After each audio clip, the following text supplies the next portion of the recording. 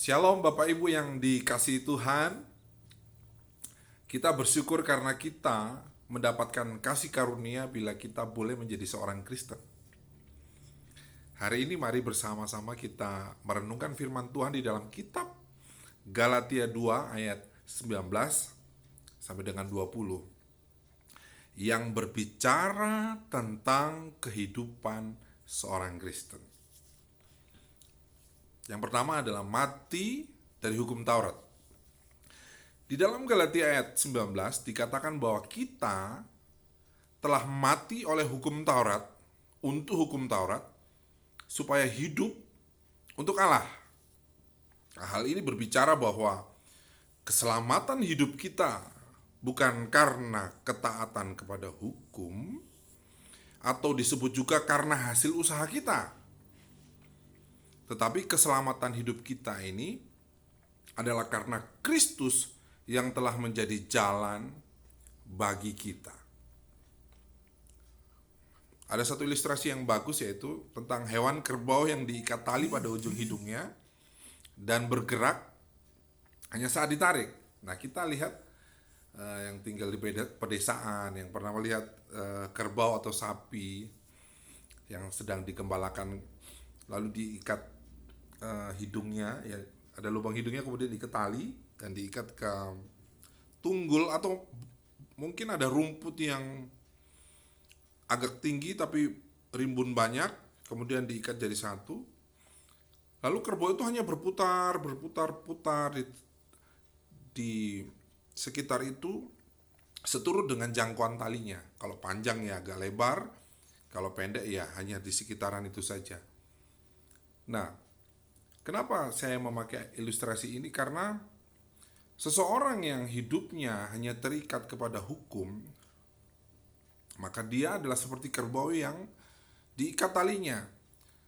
Dia hanya mengikuti kebiasaan-kebiasaan di dalam hidupnya tanpa memiliki kebebasan di dalam kehidupannya. Nah, kita perlu belajar dari ilustrasi ini bahwa jangan sampai kekristenan kita ini hanyalah kekristenan yang hanya karena kebiasaan-kebiasaan kita saja dalam mengikut Tuhan, seperti berdoa, beribadah, baca firman, hanya satu kebiasaan atau satu kewajiban, tetapi kita tidak menemukan makna di dalamnya. Bukan suatu gaya hidup oleh karena kecintaan kita kepada Tuhan, tetapi karena kewajiban kita. Hanya wajib saja datang kepada Tuhan. Nah, ini banyak dialami oleh orang-orang Kristen yang notabene keturunan-keturunan Kristen, yang mungkin dari masih lahir, dari bayi sudah Kristen, mungkin kakeknya, neneknya sudah Kristen. Nah, Bapak Ibu yang dikasihi Tuhan, kita harus hidup di dalam Kristus, bukan kehidupan kekristenan kebiasaan atau tradisi beribadah, tetapi kita harus masuk di dalam kekristenan yang dimana memang kita mencintai dan mengasihi Tuhan.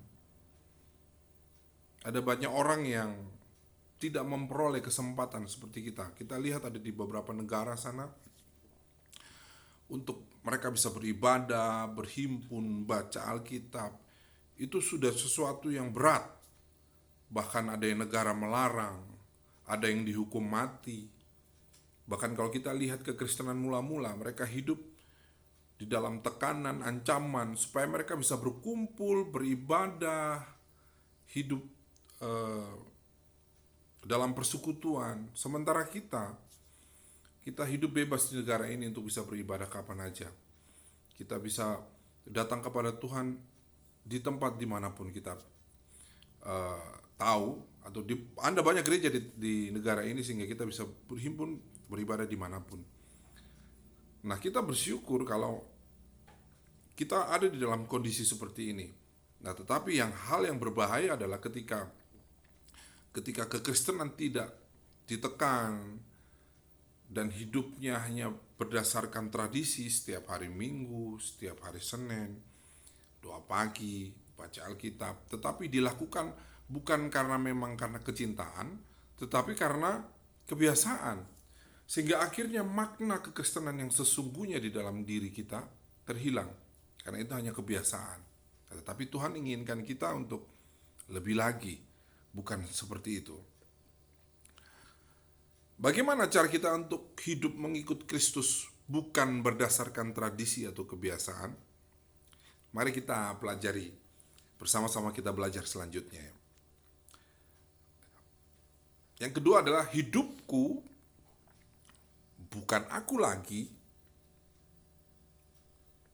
tetapi Kristus yang hidup di dalam aku.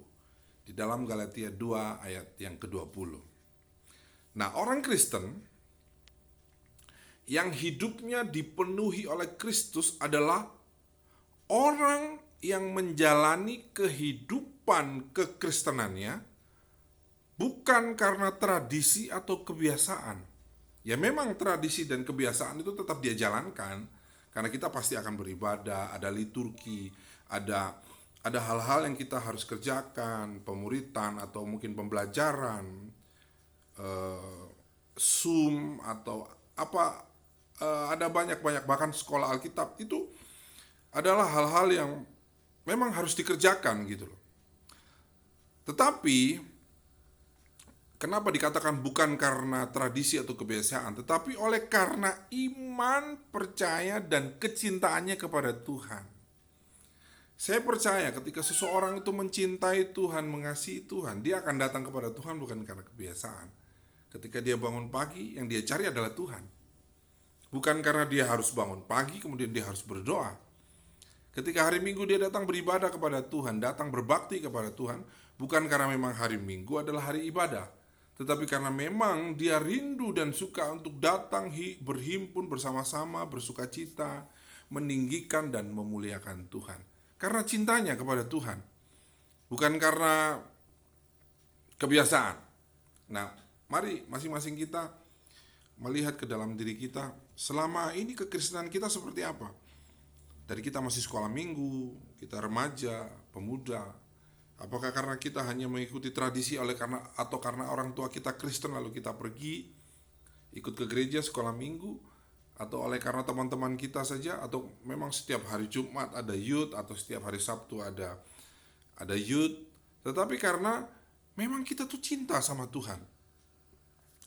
Seorang Kristen yang hidupnya dipenuhi oleh Kristus atau hidupnya di dalam Kristus adalah seorang yang bergaul karib dengan Tuhan.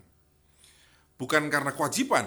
Nah, bukan karena kewajiban, sekali lagi bukan karena kewajiban, tetapi kerelaannya mendekat kepada Tuhan. Ada rasa rindu yang dalam kepada Tuhan. Ada rasa rindu yang memang aku nih kalau tidak berdoa, tidak hidup dekat dengan Tuhan, ada satu bagian di dalam hidupku yang tidak lengkap atau hilang. Dengan segenap hati, mencari Tuhan itu dengan segenap hati dan senantiasa merindukan untuk selalu dekat dengan Tuhan. Nah, orang yang seperti ini adalah orang yang sangat suka membaca firman Tuhan. Karena dia melihat bahwa itu adalah kebutuhannya dia. Makanya sering disebut firman Tuhan adalah roti hidup. Kemudian bukan hanya suka membaca firman Tuhan saja, tetapi dia suka merenungkan firman Tuhan. Merenungkan firman-Nya siang dan malam di dalam kehidupannya, bahkan dalam setiap sisi keadaannya. Dia melihat segala sesuatu itu dari firman Tuhan. Lalu, dan yang terpenting setelah itu adalah, pertama dia suka membaca Alkitab, yang kedua dia suka merenungkan firman, baca Alkitab, baca firman, merenungkan firman, dan yang terlebih lagi adalah dia suka melakukan firman itu di dalam kehidupannya.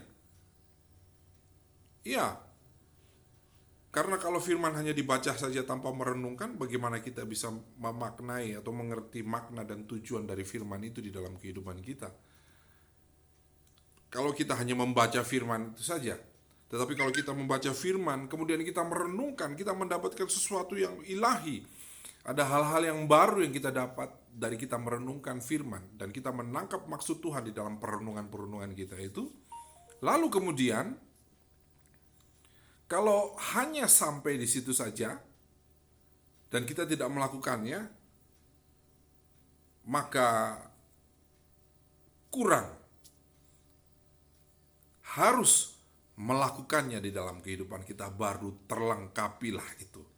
Kenapa? Karena seseorang yang suka baca firman, suka merenungkan firman, dan melakukannya di dalam kehidupannya, saya percaya bahwa dia akan mengasihi Tuhan dengan sepenuh hati. Karena firman Tuhan sendiri bilang seperti ini. Tuhan Yesus bilang, kalau engkau mengasihi aku, berarti engkau akan melakukan perintah-perintahku. Nah, sebagai orang percaya, harus mencerminkan Kristus di dalam hidupnya dengan bergaul karib dengan Kristus di dalam hidupnya. Jadi ada cermin Kristus di dalam hidupnya, dan dia bergaul karib dengan Kristus di dalam hidupnya.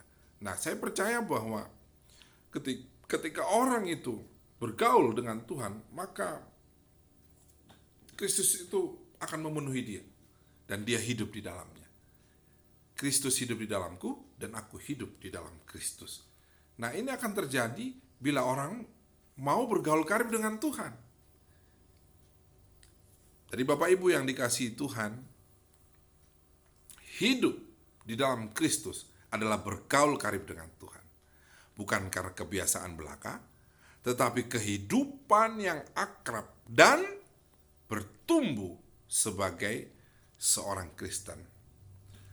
Untuk mencerminkan kehidupan di dalam Kristus, maka kita harus memperhatikan jam doa kita, merenungkan firman, dan menerapkan firman adalah wujud seseorang yang hidupnya ada di dalam Kristus, dan Kristus hidup di dalamnya. Jadi mari kita lihat, kita mengkoreksi diri kita melihat kembali, biarkan firman ini menjadi cermin bagi kita, untuk kita lihat bagaimana jam doa kita, bagaimana saat-saat kita merenungkan firman, dan apakah di dalam kehidupan kita ini, kita melakukan apa yang sudah kita peroleh dari Tuhan, ketika kita merenungkan, membaca firman, dan merenungkan firman.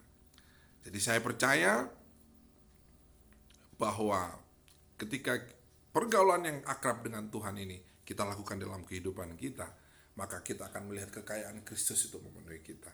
Kita akan dipenuhi oleh Kristus, dan kita hidup di dalam Kristus. Kristus hidup di dalam kita, dan kita hidup di dalam Kristus.